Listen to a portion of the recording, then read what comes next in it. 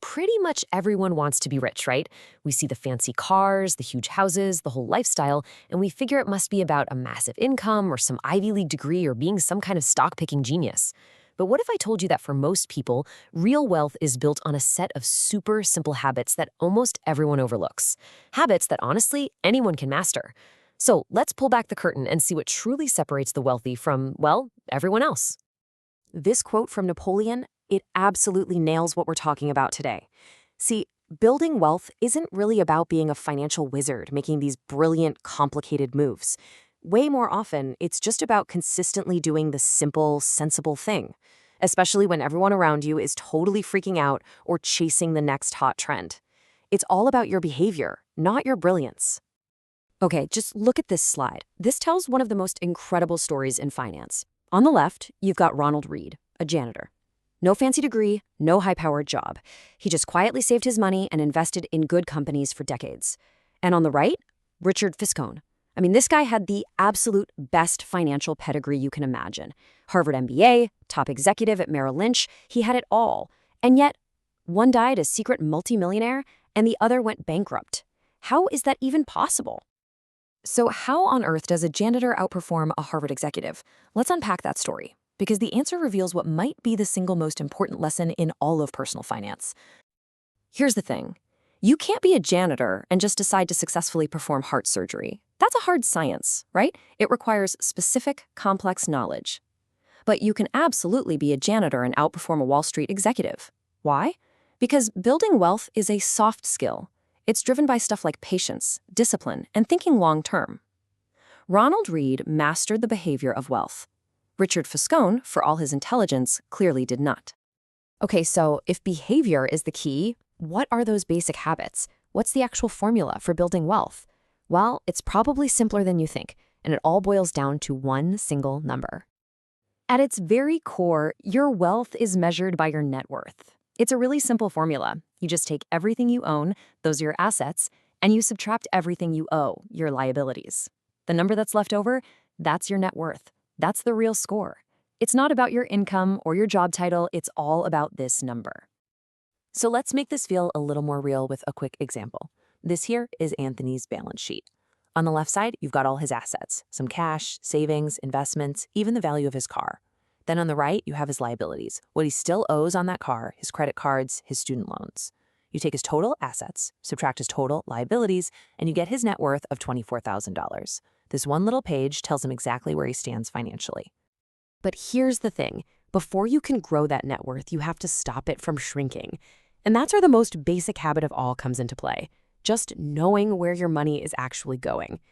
Take Gabby's example from the Dallas Fed's Guide. She started tracking her spending and had this huge wake-up call. She was spending more than she was earning. It was only by seeing those numbers in black and white that she could start making changes. Cut back a little and start saving $125 a month. It's the first most critical habit. Just pay attention. All right, so once you're actually saving, you unlock the most powerful wealth-building habit of all. It's a force that Einstein apparently called the eighth wonder of the world, and yet it's the one thing most people are just too impatient to let work. And this is the magic of that force in action.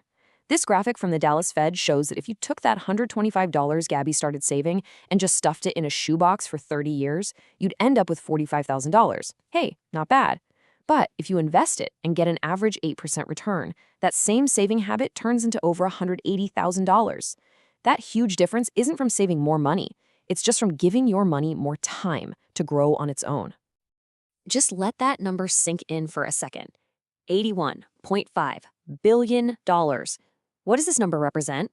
Well, it represents the most powerful lesson about compounding you will ever hear. That's right, almost all of Warren Buffett's incredible fortune was earned after he was old enough to get Social Security. His skill is obviously investing, but his real secret is time. He has been a phenomenal investor for 3/4 of a century. Think about it. If he'd started in his 30s and retired in his 60s like a normal person, you probably would have never even heard of him. It's the longevity that lets compounding go absolutely wild. Okay, so if the habits are this simple, save your money, be patient, let it compound, why do so many incredibly smart people fail? This brings us to the big psychological trap that messes with even the most successful people. There's this fantastic story about the author of Joseph Heller that just gets right to the heart of this problem.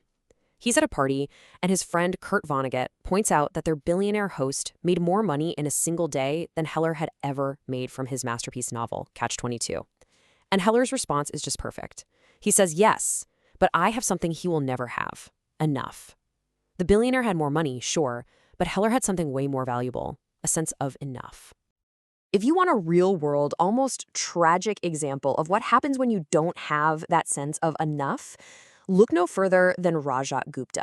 I mean, this guy's story is unbelievable. He rose from an orphanage in India to become the CEO of McKinsey. He had $100 million. He had the prestige, the power, the freedom.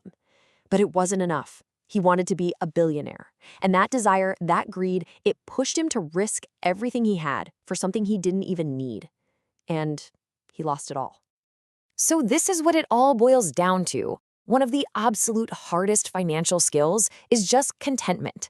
It's about getting the goalpost to stop moving. See, the big danger is that we look at people who have more than us, the person with the bigger house, the fancier car, and we start to feel poor by comparison. Our expectations just keep rising, and no matter how much we have, it never, ever feels like enough. All of this really begs the question, what's the point?